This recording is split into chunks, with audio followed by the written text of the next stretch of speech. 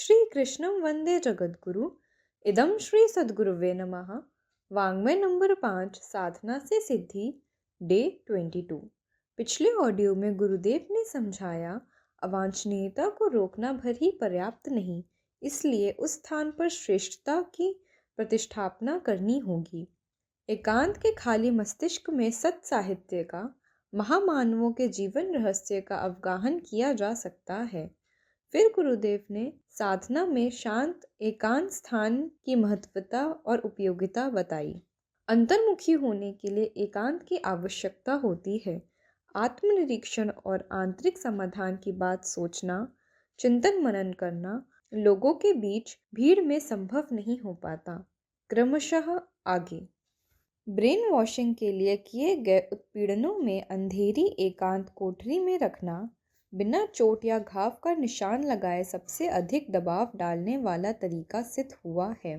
इन कमरों की बनावट ऐसी होती है जिसमें बाहर की आवाज़ का एक शब्द भी नहीं जाने पाता और ना रोशनी की कोई किरण पहुंचती है। कैदी को अकेला बंद किया जाता है। उस कोठरी में घंटी बजाने का एक बटन रहता है, जिसे तभी बजाने के लिए हिदायत की जाती है जब विचार बदलने के लिए तैयार हो। इस कमरे में रोटी, पानी, मलमूत्र विसर्जन, शैया, वस्त्र जैसे निर्वाह के आवश्यक साधन बदले और पहुंचाए जाते रहते हैं। इतने पर भी यह निस्तब्धता और तमिस्त्रा बहुत खलती है। प्रायः एक दिन में ही बंदी घबरा जाता है और आत्मसमर्पण की घंटी बजा देता है। 10 दिन से अधिक तो कोई भी उस स्थिति को सहन ही नहीं कर सकता। आस्थाओं के उलटने में तमिस्त्रायुक्त एकांत सेवन का क्या प्रभाव हो सकता है, इसकी झांकी ब्रेन वॉशिंग के नाम पर चलने वाले उत्पीड़न और उसके परिणाम को देखकर ही हो सकती है।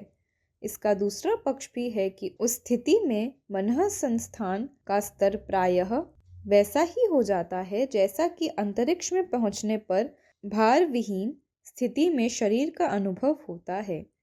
पृथ्वी के गुरुत्वाकर्षण को लांघ कर ऊपर पहुंचने के बाद इच्छा शक्ति के सहारे शरीर को तनिक गति पर किसी भी दिशा में चल पड़ना और बढ़ते जाना सहज संभव हो जाता है। इसी प्रकार अंत एकांत में मस्तिष्क अन्य दबावों से मुक्त होकर अभीष्ट चिंतन अपनाकर मनचाही प्रगति कर सकता है। इस प्रकार यह स्थिति रचनात्मक प्रगति के लिए भी बहुत उपयुक्त बैठती है। कनाडा के मनोवैज्ञानिकों ने इस अंत एकांत पूर्ण निस्तब्धता के समय कैसा अनुभव होता है, इसके परीक्षण किए हैं। इसके लिए ठीक ब्रेन वॉशिंग में काम आने वाले कमरों की तरह ही कक्ष बनाए गए। उनमें बंद किए जाने वाले लोगों ने बाहर निकलकर बताया कि वहां उन्होंने जोर जोर की विचित्र आवाज़ें सुनी। सीटी, सरसराहट, धड़धड़ाहट, गर्जन, खटपट, भगदड़ जैसे शब्द उनके कानों में आते रहते थे। यह आवाज़ें क्या हो सकती हैं? इसका पता लगाने पर यही जाना गया कि शरीर में होने वाला रक्त संचार, श्वास प्रश्वास जैसी हलचलों की प्रतिक्रिया थी। यही ध्वनि तरंगें उस कमरे में प्रतिध्वनित होती हैं और बंदी उन्हें कहीं बाहर से आने वाली आवाज़ें समझता है। इन कमरों में पहुंचने वालों ने और भी कई तरह के अनुभव सुनाए। कई उस कमरे में पहुंचते ही गहरी नींद में सो गए और 30-40 घंटे तक सो लेने के बाद उनकी आंखें खुलीं। जब जागे तो उन्हें लगा कि पहले की तुलना में कहीं अधिक चेतना और ताजगी उनमें आ गई है। कई को बंद होने से पहले खुजली, खांसी, जुकाम, सिर दर्द आदि की जो शिकायतें थीं, वे अपने आप ही अच्छी हो गईं। कईयों ने अंतः प्रेरणा से ही अपनी नशेबाजी जैसे पुरानी आदतें छोड़ दीं। तंबाकू जैसे अभ्यस्त नशे उनके पास मौजूद रहे, पर सहज अरुचि के कारण उन्होंने उन्हें छुआ भी नहीं अथवा एकाध कश लेकर ही फेंक दिया।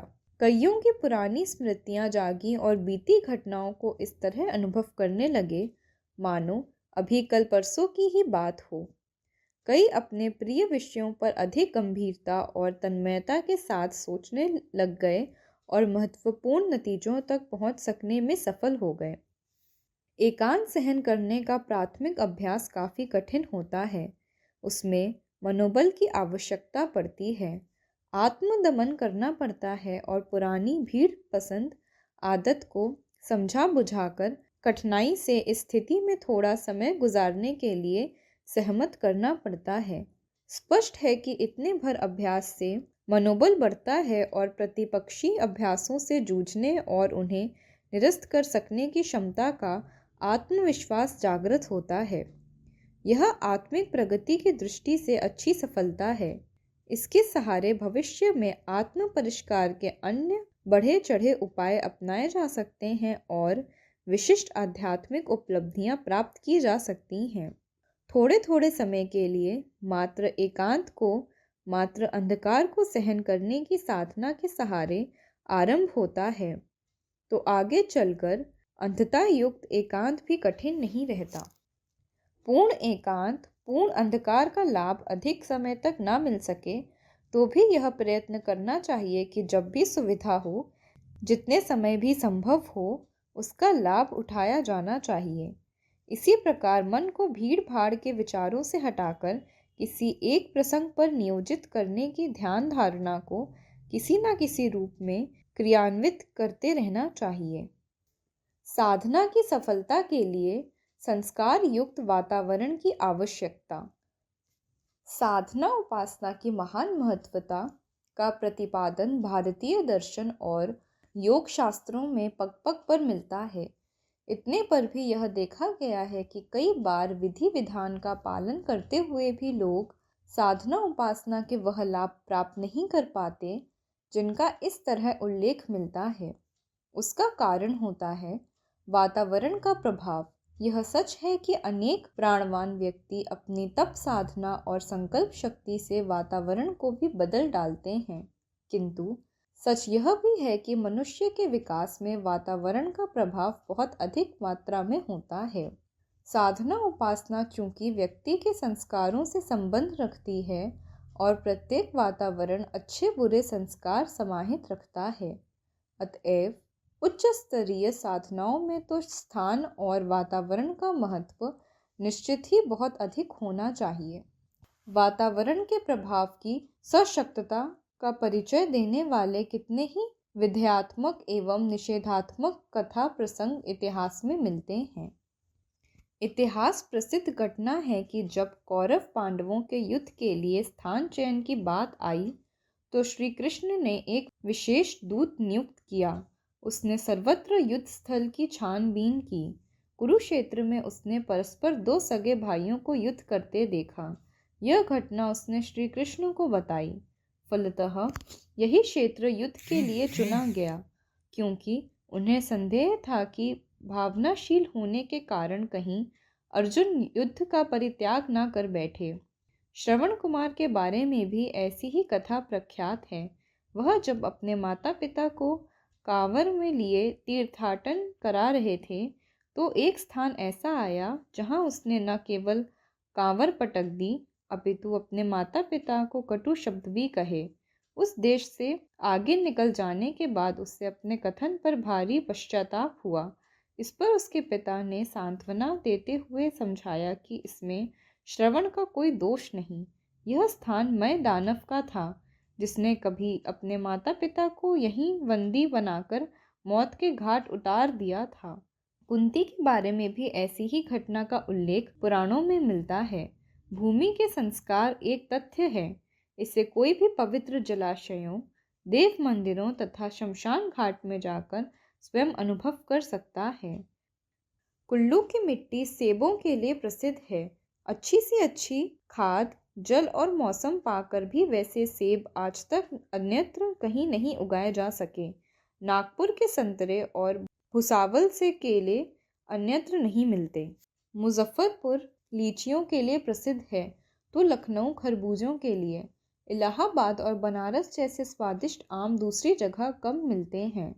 दुधारू गाय सारे देश में मिलती हैं, किंतु हरियाणा की गायों का कोई मुकाबला नहीं। कोहकाफ जैसा सौंदर्य सारी दुनिया में उपलब्ध नहीं तो रूस का ही अजरबैजान क्षेत्र शतायु जीवन के लिए विश्वविख्यात है, जहां 100 वर्ष से पूर्व मृत्यु को वैसा ही आकस्मिक माना जाता है जैसे किसी की दुर्घटना में मृत्यु हो जाए। यह सब वातावरण के प्रभाव और संस्कार हैं। उनसे प्रभावित हुए बिना मनुष्य कभी नहीं रह सकता। आज की परिस्थितियां तो वैसे भी सर्वत्र संस्कार विहीन हो गई हैं। सो प्रयत्न करते हुए भी कई बार गायत्री उपासनाओं का अभीष्ट प्रतिफल मिल नहीं पाता। हरिद्वार में ब्रह्म वर्चस्व की स्थापना का उद्देश्य गायत्री की उच्च स्तरीय साधना के इच्छुकों के लिए वह सुयोग प्राप्त कराना है। साधना की सफलता में स्थान, क्षेत्र व वातावरण का असाधारण महत्व है। विशिष्ट साधनाओं के लिए घर छोड़कर अन्यत्र उपयुक्त स्थान में जाने की आवश्यकता इसलिए पड़ती है कि पुराने निवास स्थान का ढर्रा अभ्यस्त रहने से वैसी मनःस्थिति बन नहीं पाती जैसी महत्वपूर्ण साधनाओं के लिए विशेष रूप से आवश्यक है। कुटुंबियों के परिचित लोगों के साथ जुड़े हुए भले बुरे संबंधों की पकड़ बनी रहती है। कामों का दबाव बना रहता है। राग द्वेष उभरते रहते हैं। दिनचर्या बदलने पर कुटुंबी तथा साथी विचित्रता अनुभव करते और उसमें विरोध खड़ा करते हैं। आहार और दिनचर्या बदलने से विग्रह उत्पन्न होता है। घरों के निवासी साथी जिस प्रकृति के होते हैं वैसा ही वातावरण वहाँ छाया रहता है। यह सभी अड़चनें हैं जो महत्वपूर्ण साधनाओं की ना तो व्यवस्था बनने देती हैं और ना मनःस्थिति ही वैसी रह पाती है। नित्य कर्म के रूप में सामान्य उपासना तो घर पर भी चलती रह सकती है, पर कुछ विशेष करना हो तो उसके लिए विशेष स्थान, वातावरण, सानिध्य एवं मार्गदर्शन भी चाहिए। यह सब प्राप्त करने के लिए उपयुक्त स्थान का प्रबंध करना वह आधार है जिस पर सफलता बहुत कुछ निर्भर रहती है। मनुष्य के प्रयत्न पुरुषार्थ का अपना महत्व है, पर यह भी सच है कि वातावरण का प्रभाव उस पर असाधारण रूप से पड़ता है। आकृति और प्रकृति दोनों के ही गढ़ने में वातावरण का महत्वपूर्ण योगदान होता है। ठंडे देशों के निवासी गोरे रंग के, सुदृढ़ और दीर्घजीवी होते हैं। जहाँ गर्मी अधिक पड़ती है वहाँ के मनुष्य अस्वस्थ, शरीर दुर्बल एवं काले पाए जाते हैं। पशुओं के ऊपर भी यह प्रभाव देखा जाता है। कच्छ, हरियाणा, नागौर आदि क्षेत्रों के गाय बैल कितने दुधारू, कितने परिश्रमी होते हैं, यह सर्वविदित है। बंगाल और दक्षिणी बिहार में जन्मे गाय बैल अपेक्षाकृत अधिक दुर्बल होते हैं। इसमें नस्ल का उतना श्रेय दोष नहीं जितना जलवायु का होता है। उपयुक्त स्थानों के इन पशुओं के स्थान, क्षेत्र यदि बदल दिए जाएं तो नस्ल में भी अंतर पड़ता चला जाता है। यही बात वनस्पतियों के संबंध में भी है।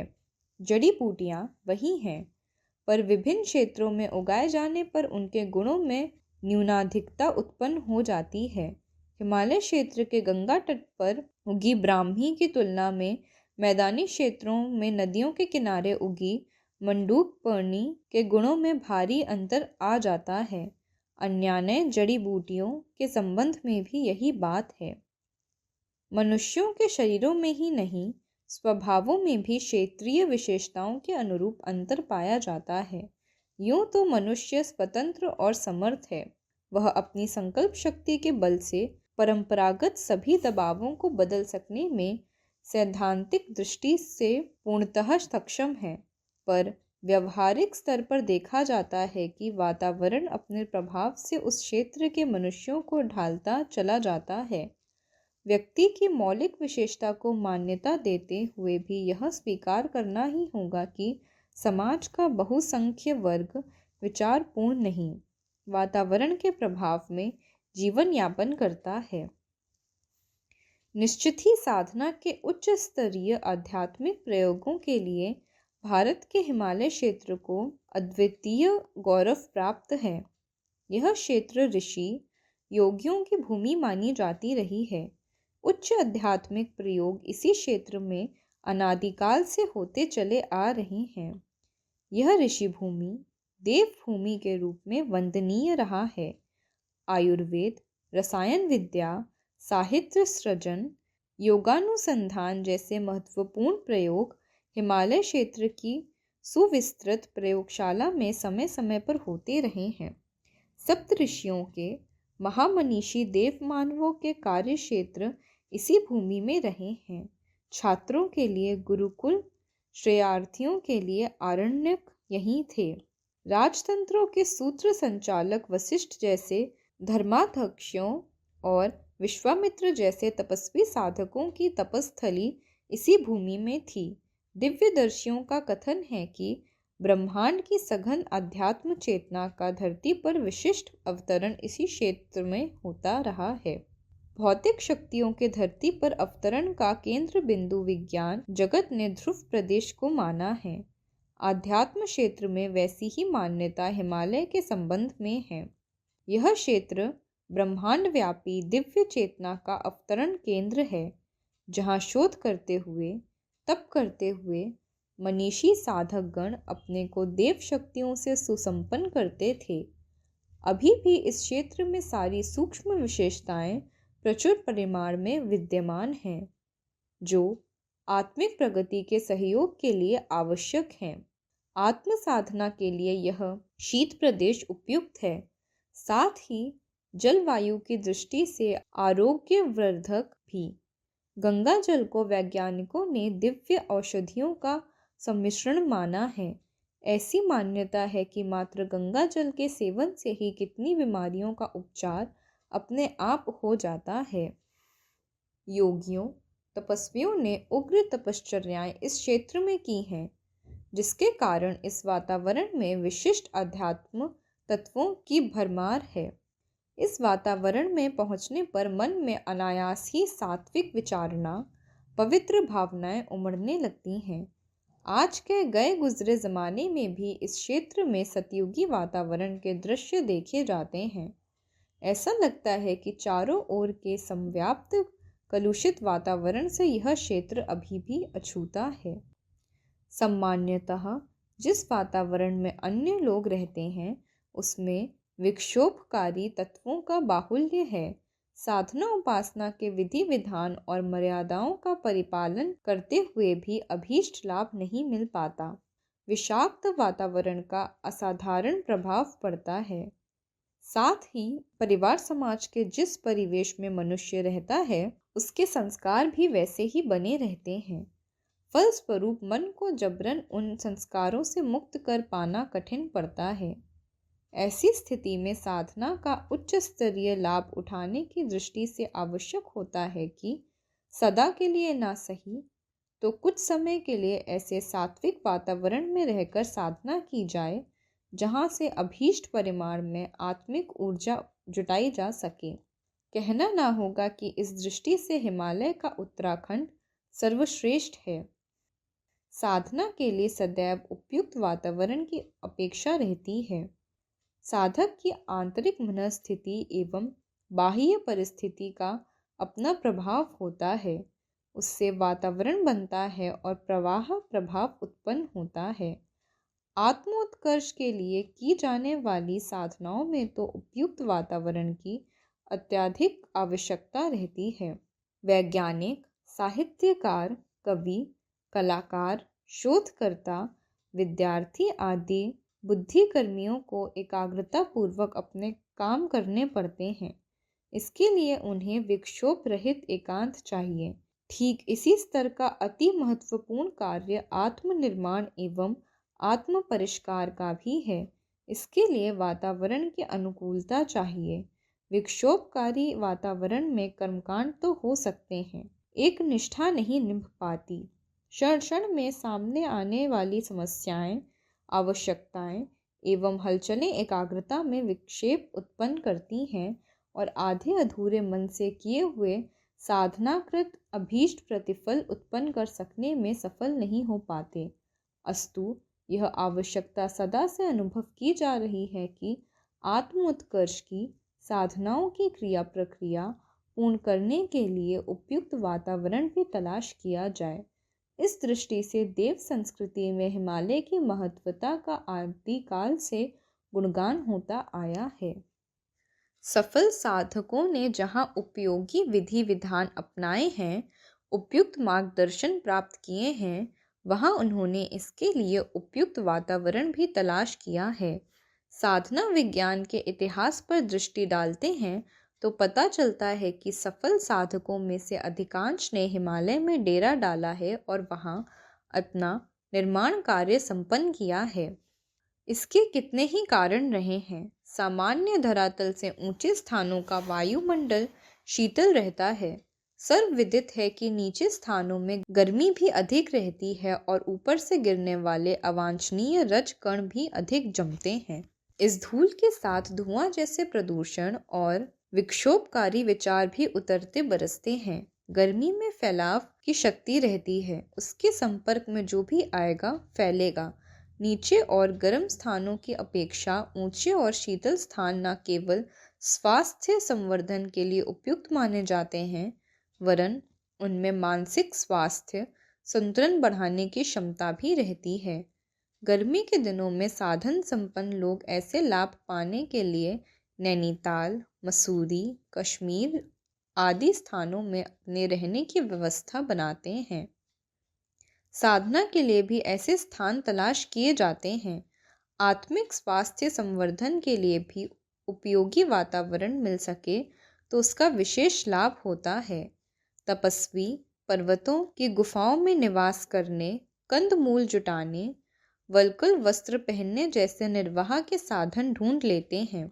धूनी जलाकर शीत निवारण की, लौकी, नारियल आदि के बर्तनों की, घास की चटाई बनाने की जैसी सुविधाएं वहां भी मिल जाती हैं। तप साधना के इतिहास में हिमालय की ऊंचाई और गंगा तट की पवित्रता का लाभ उठाने वाले साधकों की संख्या अत्यधिक है। ऐतिहासिक तीर्थ तो अन्यत्र भी हैं, पर आत्म साधना के तीर्थों की संख्या जितनी इस क्षेत्र में है, उतनी अन्यत्र कहीं नहीं।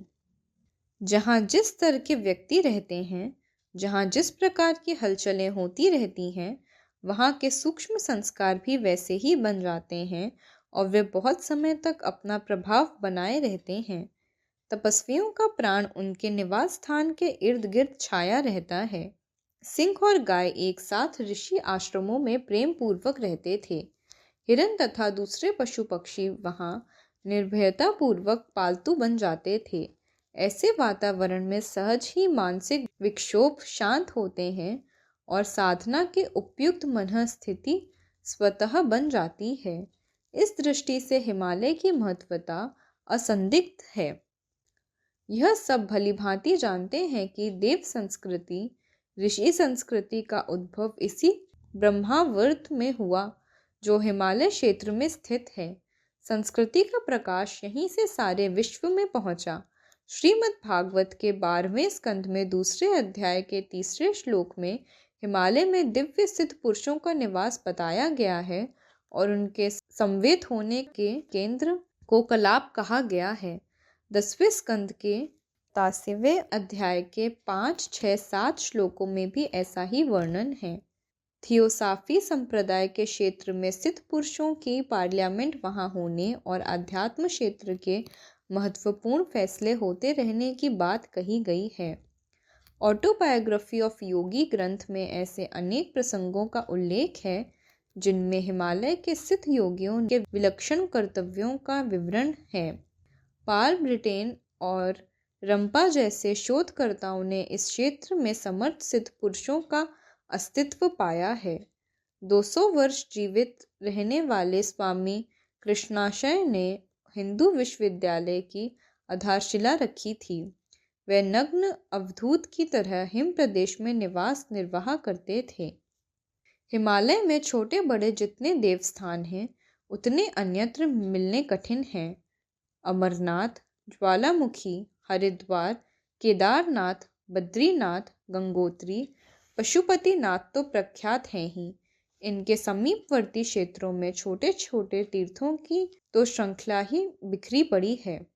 ऋषिकेश से बद्रीनाथ जाने के मार्ग में ही देवप्रयाग, नंदप्रयाग, कर्णप्रयाग आदि कितने ही प्रयाग तथा उत्तरकाशी, गुप्तकाशी, दिव्य काशी आदि कितने ही तीर्थ मिलते हैं। शिव और शक्ति के विभिन्न काम रूपों के देवस्थान थोड़ी थोड़ी दूर पर ग्रामों के समीप एवं पर्वतीय घाटियों में सर्वत्र पाए जाते हैं। सती के आत्मविसर्जन का पार्वती की तप साधना का यही स्थान है। शिव का तांडव भी यहीं हुआ था। उस अवसर पर प्रयुक्त त्रिशूल उत्तरकाशी के एक प्राचीन स्थान में स्थापित बताया जाता है। जमदग्नि और परशुराम की तप साधना उत्तरकाशी में संपन्न हुई थी। आज का स्वाध्याय यहीं समाप्त होता है। सभी को प्रणाम। 21वीं सदी उज्जवल भविष्य। भारत माता की जय। वंदे मातरम। वंदे मातरम। वाङ्मय अर्थात साहित्य, शब्द, विचार और भावनाओं का दिव्य संग्रह। युग ऋषि पंडित श्री राम शर्मा आचार्य जी की इस धरोहर को ऑडियो रूप में सुनने के लिए चैनल को लाइक करें, सब्सक्राइब करें और नोटिफिकेशन ऑन करें। गुरुवाणी जन जन तक पहुँचाएं। हृदय से धन्यवाद।